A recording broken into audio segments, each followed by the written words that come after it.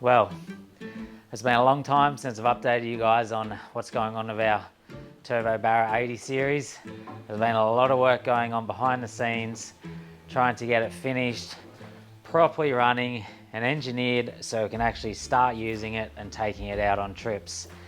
And honestly, at this point, I'm pretty sick of spending a ridiculous amount of money on it and just fixing issue after issue after issue. But anyways, welcome back to another episode of Turbo Barra engine converting, our FZ 80 series Toyota LandCruiser. Now turn the car on. It's not that one, so turn it off. It's not that one. Didn't work. It's not that one. So. We should also say, we haven't said this yet, what happened to the gearbox on this car, mate? Oh, the gearbox on this thing. So, I said, oi Tyler, your gearbox has been a bit funny, let me take it for a drive. So, you know me, I hit the loud pedal a little bit. Yeah. And the gearbox said, no, I do not want to handle 750 newton meters. So I came back, I said, Tyler, we need to buy a gearbox. Proudly supported by Opus Campers, Ultimate 9, Tread, Superior Engineering, GME, and in part by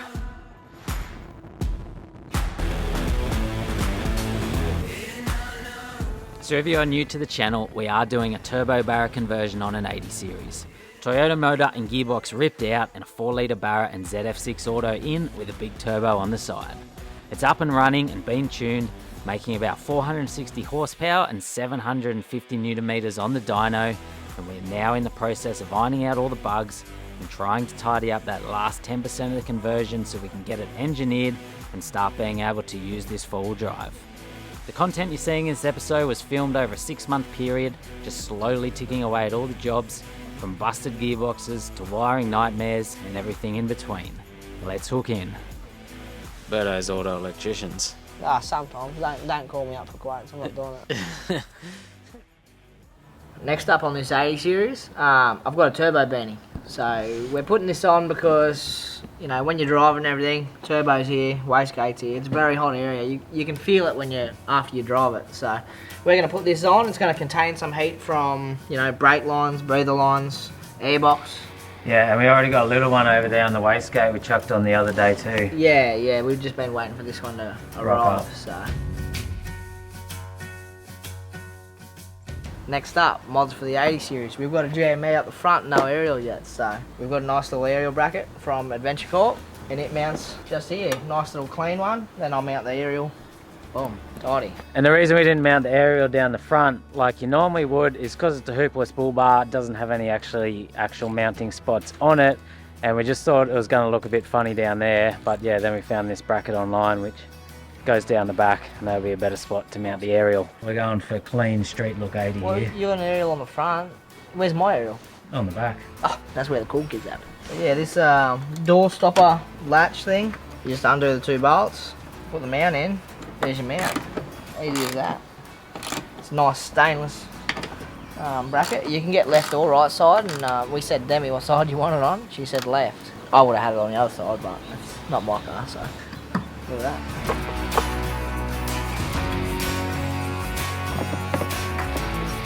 Mate, I'm sick of this sun already. Might go home sick of the sunstroke.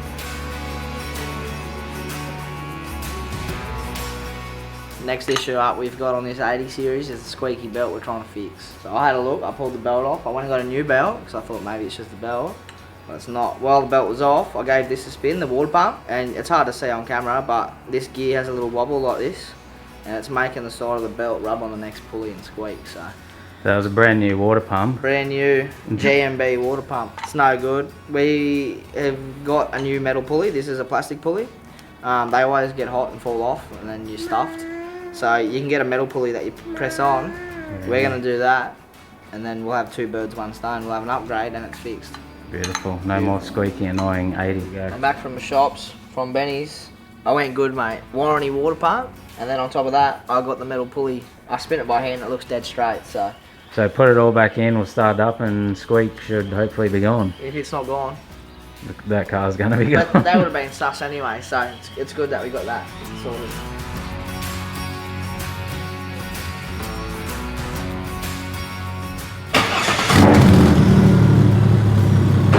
belt's all back on, new water pump's on. Not squeaking for now, hopefully it stays that way. I'm just running it with a heater on to bleed the cooling system, so I'm waiting for it to do its thing now. Next job we're doing for the 80 is a cat and a muffler. As you know, it currently has a straight through exhaust on it. It is absolutely ridiculously way too loud, sounds stupid, doesn't even sound that good. Plus, it's never going to pass engineering. Yeah. Definitely needs a muffler.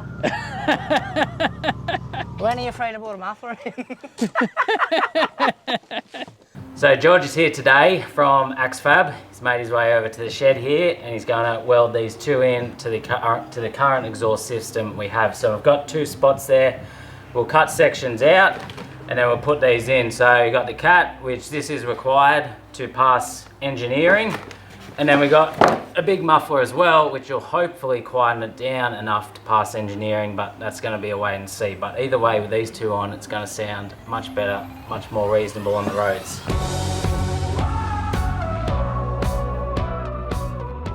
So George from AxeFab was straight into it. Pulled the current exhaust out, measured out the gap where the muffler and cat could fit, cut that section of exhaust out and welded the new parts in. George does an unreal job of custom fabrication, so if you are after any work on the mid-north coast, make sure you hit him up.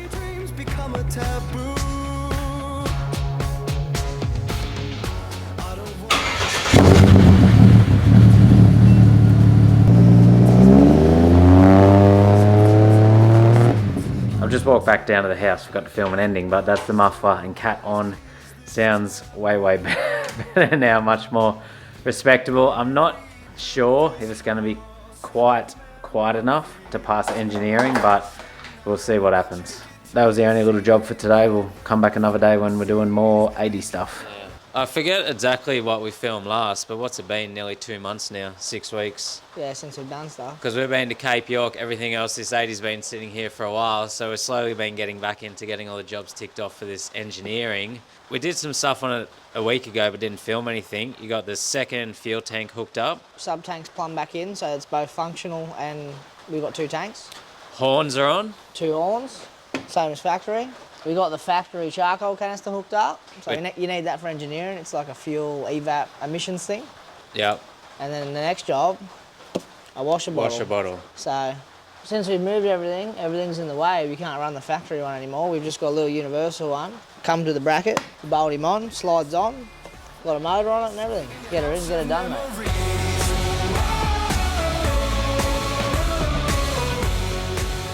Washer bottle was in. Next up we had Ben from Trail Tech over to install a couple of his products into the 80. The first one was central locking. It's pretty simple. About 15 minutes install. You just take your door card off, take your armrest off, plug that in, and you're good to go. So you're telling me everything that you sell in your kit is just plug. You don't have to cut, solder, join. No. So that's the whole purpose of the brand and the whole purpose of the things I'm trying to make is to make them install as easy as possible. So everything just plugs in. So pretty much even Tyler could do it. Even Tyler could do it. That's saying something. Yeah, that's it. Lock, which is 1 flash. Unlock, which is 2 flashes. Central locking in the 80. Now we have a 200 series style wheel in the 80 which has steering wheel controls on it so you can control your head unit. But these do take some wiring up to make work with the head unit. But fortunately, Trail Tech does make an adapter kit to allow the head unit and steering wheel to function together, so that was Ben's next job. Alright, so we've just installed the steering wheel adapter kit. So the good thing about the Trail Tech steering wheel adapter is because it's all hardwired and it runs straight to the head unit, you don't have to use any Bluetooth modules and you don't have to get a steering wheel interface for pretty much every head unit. So we've got that all hooked up now, and I'll just show you real quick how you would go about programming the keys. So on this Polaris, what you do is you press a button. So I'm going to press and hold up the volume up button and let it go, and it highlights it. And it's saying here that key is already learned, press again and we'll change it. So we'll just do it again and change it. And then you can assign it to whatever you want. All right. We're just going to leave the whole dash apart because I'm still wiring. Yes. So Tyler's not on the camera today. He's left me. He's left me in charge. So if the filming's crap, tell Tyler it's his fault. Yeah. That's pretty cool. The steering wheel can now control the head unit and it even lights up. Now let's catch back up with Birdo, who's been having a hell of a time doing some wiring. While this is all apart, in the background you've also been mucking around getting the speedo working. I've got the loom tape, I've got the loom wrap from Car Builders. I've got Darche plugs, so everything's waterproof the whole way under. And I'm just, I'm at the last stages where I've got it all wrapped up and I'm going to run it. Goes through the factory plug, but I've just, Darche plugged it. And how'd you get the speedo to work to our factory dash? So I said, hey Tyler, I'm going to need some wiring diagrams. Tyler couldn't get me any, so I went and got some myself from mate Benny's shop. And then once I did that, I sat down for a few hours and figured out what wires went where, got the loom, pulled it all apart, cut all the wires out, made sure it worked, it did, and then, I've lengthened it and ran it. Birdo's auto electricians. Sometimes. Don't call me up for quotes. I'm not doing it. Next job's the tacho working. Yeah, well, tacho and the engine light. Yeah. That's the next two jobs while I've got that out. Mate, people have been, wondering why isn't this car on the road yet on trips. Mate, the final 10% of the conversion takes another 6 months. It's been on the road. I've been mobbing around in this thing all the time. This is like the parts run car. Yeah. It's nice as. I don't want to finish it because then I've got to give it back to you. Yeah. I'm going to keep working. You watch from back there on the screen. Yeah, I'll watch. Yeah. You guys watch.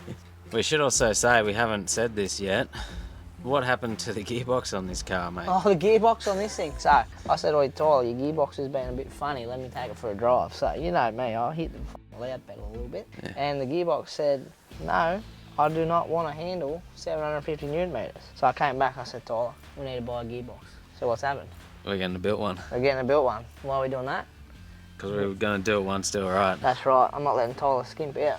This isn't going to be GQ and multiple engine swaps again. Nah, it's just multiple gearboxes in this one. Well, technically it will be, since I said let's put a built motor in it and we didn't. But the motor's fine, but the gearbox ain't fine. The gearbox just pretty much said no more. Any more than a quarter throttle and it sort of slips and carries on with gear changes and... And we think that's why it's throwing a VS. We're pretty certain that's why Vehicle speed sensor code. I'm fairly certain that's why it's throwing that code. So we're currently getting a built gearbox done, which will be a few weeks away, which is costing a ridiculous amount of money, but you What's get that. What's it rated to? How much power? Over 1,000 horsepower. 700 kilowatts is being rated to. You know, we had to go a bit overboard with it because they rate that to a nice light car and we're in a four-wheel drive. So, you know, it won't make 700 kilowatts in this and survive. It'll still die, but... We're not making 700 kilowatts, so that'll last all day, every day, no matter how you drive it, with this much power. So there's been lots going on behind the scenes with this 80, lots of things happening, it's slowly coming together, slowly working towards engineering. Yeah, just that small, everything is small, fiddly. You think it's going to take 10 minutes, it takes you 10 hours. You don't want to have like a crappy engine conversion. Yeah. Yeah, like Sean's got one of them. He doesn't have an engine light, I don't think he's got many lights. He's got a battery light, that's about it. But if we do all this proper gearbox, then the only thing is just maybe next year save up some coin and get a built engine for this thing, and then it should be good. Worst case, what happens, right, this thing blows up between now and then, we call the wreckers, like we did when we got this one, and we say, hey, here's our $900, we get a new motor. Boom, straight in there, put all your good parts on it. What else can you ask for? Anyways, Birdo was hooking in to see if he could get the tacho and engine light working. Have you seen how these work? This is just like a printed, like a ribbon, but it's got the circuit in it, and then the plugs they contact all these. So if I figure out which one of these circuits, because you can see they're all just circuits. Yeah. If I figure out which one goes to the tack in, I can just put that wire to one of the wires up here. And then the tacho will work. And if there's an engine light as well, I can do the same thing. So this is going to take a little fiddling out, mate. It's going to be one of these two. So how are you going to figure out which one of those two it is? I haven't figured that out yet. The wiring diagram would be good. If I could speak Japanese, it'd be better. That thing never revs so high. You know what the only other thing's going to be? I don't know what it's tuned to. I swear it revs past 6 grand. Yeah. It's going to come all the way round, mate. Keep going.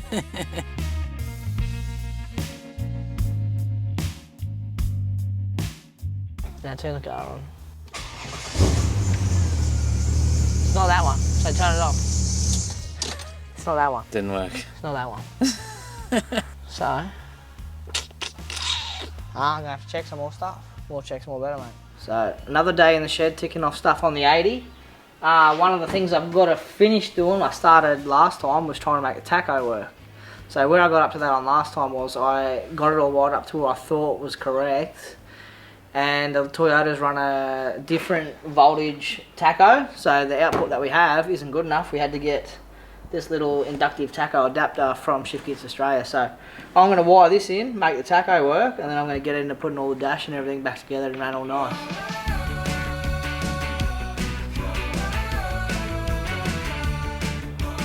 So I've got it all wired in. Now we can see if the tacho is going to work. Every time, mate. Look at that. Mate, what do you reckon of that? Look at that, she works. Big moment. Now we just need a belt that don't squeak. Yeah, I just thought that then. Tacho is working. Haven't got the engine light figured out yet though. Berto is going to have to do some more research on that one. Next job was sound deadening the doors on the 80. All the flooring was done previously, but we ran out of car builders and had to order some more. So Berto was working his way through each door, stripping it down and getting the sound deadening in there.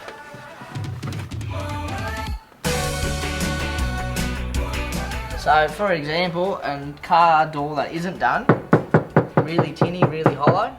This car is done on here, deep, and it's more of a thud. So it doesn't resonate as much. So when you go down a dirt road and the corrugations are shaking your car, they sort of resonate at a certain frequency. It's a lot more prominent in that than this. We're back another day working on the Turbo Barra 80 series. I can't remember what we last filmed. This episode's a bit chaotic because it's been filmed over months, but today is a very exciting one. We are down here at Oztech Performance in Gloucester, and we are putting the freshly built up ZF6 gearbox in the 80. I can't remember whether I already explained it, but the 80 just has an NA box and NA motor in it. We knew both weren't going to last forever. The NA box gearbox pretty much just instantly hated life. Within a couple of drives of giving it a bootful and working through the gears and that, it was just starting to slip, and it's just got worse and worse and worse to the point where we're not really that keen to drive the car anywhere because I feel like the gearbox could blow up at any moment. So I spoke to Walt here at Oztech because they deal with the Barras and the performance side of them, and he's worked with another guy, Dave, to build up a very strong and well-built gearbox that's going to handle a big heavy four-wheel drive and all the power that's in it. So I believe they've built it rated to 700 or 750 kilowatts, which is just over 1,000 horsepower. So it's, yeah, built up nice and big and strong. So we're fortunate enough that they have lent us a hoist for the day. So Berto and I are here. We're going to hook in, get the old gearbox out, get the new gearbox in. But I am very excited. Berto's just in there now getting the 80 series up on the hoist, so I'll head in. First step, we're draining the oil out of this thing, mate. It's going to be hot, I just drove you. So that's the oil drained. We've got to get this gearbox out. What's the plan? The plan is I'm going to have to unbolt everything. So tail shafts, cross member, auto cooler, shift cable, starter motor out, torque converter bolts off, all your bellies and bolts, pull it out as a unit, and then once it's on the ground, we'll have to separate the adapter and all that jazz. But that's where we're going to start. I'll give you an update if I remember something else we're going to do.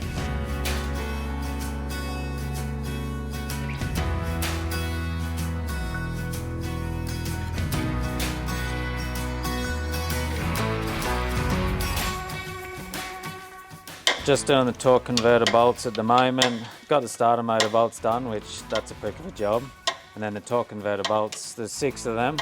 And you have to turn the crank up here to reveal a bolt. So you have to keep turning the crank, reveal the bolts up in there and undo them one at a time. Bit of a slow process. Yeah, and everything's hot. We just drove here, what, 2 hours? Yeah.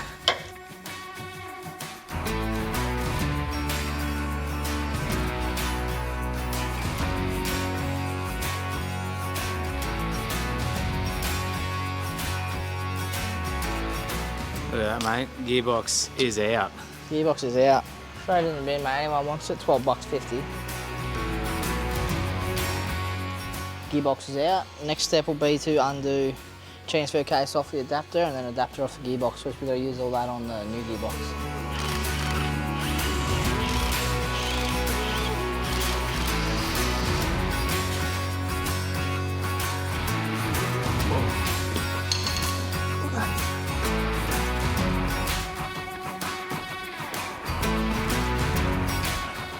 So what are we doing now? Well, Remember how we tacked these bolts on? yeah, some maniac welded the flex plate bolts on, so now they got to be got off. Man, I've been limited bashing that thing everywhere. Look, they're still on there. That did the job. For now, but I reckon they break if it take a bit longer. But Yeah. I'm just gonna put a nick on the weld, and then I'm gonna put the socket on and undo it.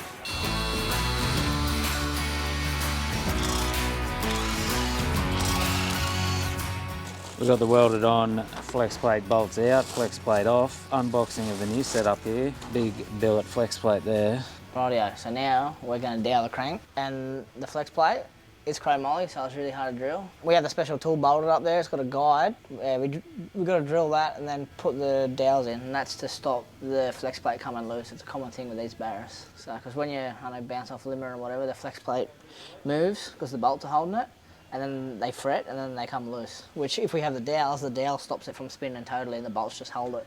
Yeah, so people, and like what we did, they just weld the flex plate bolts on, but it doesn't really actually stop the problem. We've worked out and been told by the specialists here that the proper, that's the proper way to actually do it is to dowel the crank. Yeah, the dowels hold it and then the bolts clamp it. So it can't move because it's got 3 dowels. We're going to do 1, 2, 3 dowels. You can do 6, but at our power level, 3 is more than enough. We'll just So this gives us 2 uses of the setup. Yeah, correct. How you finding it, mate? Yeah, mate, not a drama, but slow and steady, mate, wins the race. So there's a little guide that goes into the tool, so then you know it's drilled perfectly straight. So I've got the vernier set to 51mm, so we get all the dowels the same height. They don't look like bloody kids put them in. So we've got the little holes drilled, they're the pilots.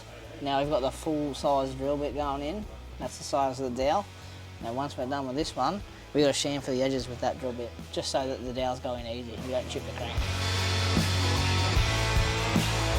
Putting the dowels in now, so just got a little punch, a little hammer, hit them home, mate.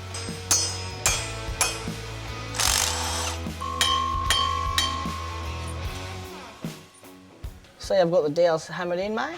Yeah. So I drilled the holes out, and now I bashed them in there. So now this cannot spin, and it gets clamped on with the bolts. So instead of the bolts doing the stopping it spinning and clamping, the dowels now stop it spinning.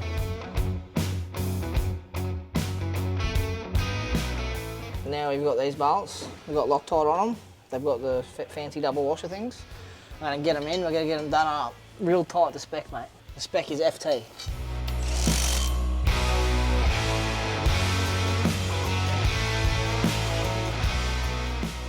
Oh, this one's a bit heavier. All the billet internals, mate. He picked it himself. He's getting paid by the hour, boys. You look good. You look good on the broom, Tyler. I got about the smallest broom here, but I'll get it done. I heard that broom's from my house. That's a full-size broom for me.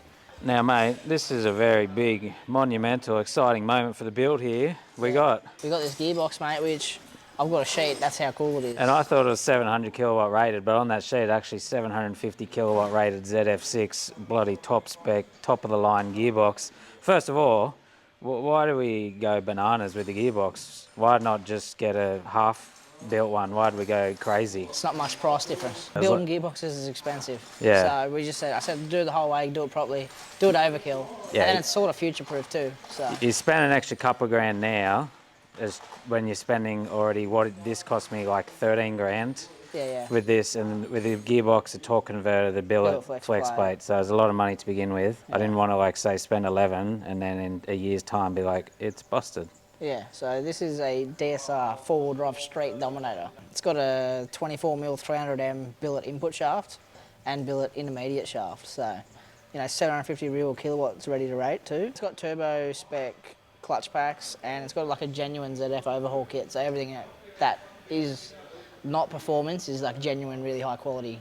Mate, this car's going to be twice as fast with a flat stick gearbox. That's right. It's been slipping the whole time, so it'll just, and instead of like when you change and it takes 3 seconds to change, this should just, you pull it, it should be in gear. Mate, let's get her in. This is exciting. You got to pump it up, don't you know? Pump it up. You got to pump it up, don't you know? Pump it up. You ready? I'm ready. Big moment. In she goes. You've got one job, all right, Tyler? Yeah, what is it? Make sure this doesn't come out.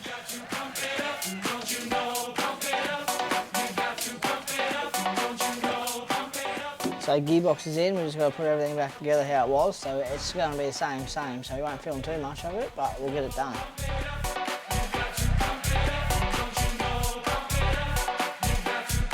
Look at that, mate. You got her all back together.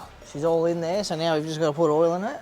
So I've got to pump some in while it's off till it hangs out, and then turn it on, pump it up full before it gets the temperature, and then I'm pretty sure Walter has to flash a tune into that computer.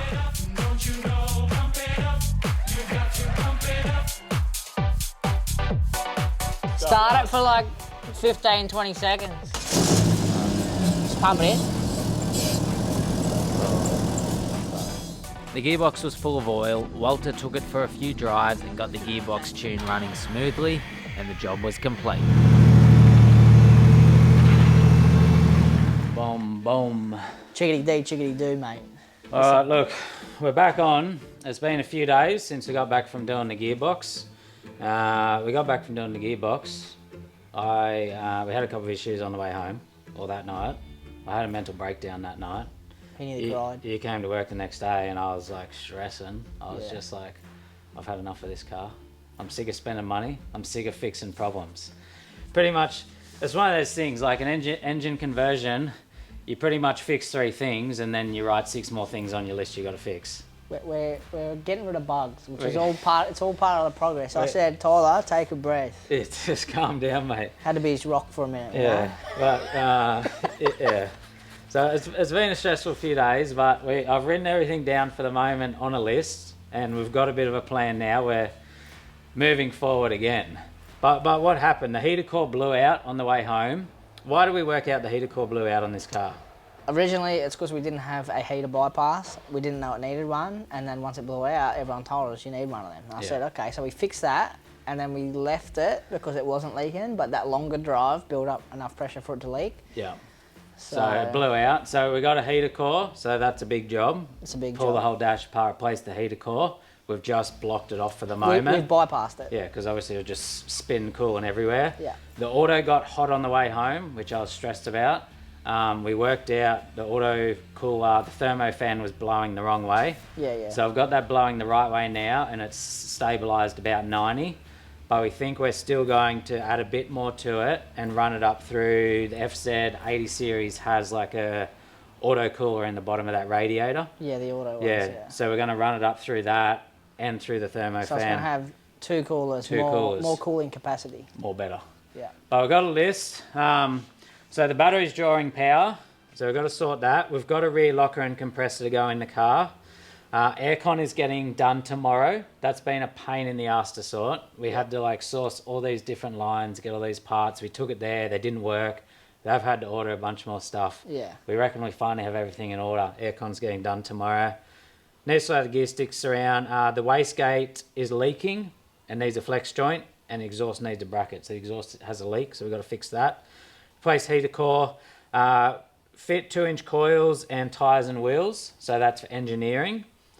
New gauges, we've got new gauges to put in. It's a couple of issues with the dash lights, reverse lights, the auto cooler we spoke about. Book engineering, so it's getting engineered next Thursday. So we're on a deadline now to get, we don't have to get all this stuff sorted for engineering, but a couple of things we do have to do. And then we're still getting like a vehicle speed sensor code. The gearbox has got stuck in limp mode, not limp mode, but stuck in 4th gear a couple of times. So we're trying to sort that out with the tuner as well as maybe just a little ironing out bug they need to go in the tune there. Obviously, because like this is an 80 series, a lot of different components. Yeah. It's different to what they normally deal with. So like you sort of have to customize tunes and things a bit. Transfer case is leaking, passenger window broken. I don't know. A bit of maintenance. There's a bit of stuff going on. So I'm trying to calm down and not have a mental breakdown about this car because I'm trying to get it done for summer and actually use it. I want to take it to Northern Ireland in about a month, but we're working towards that happening.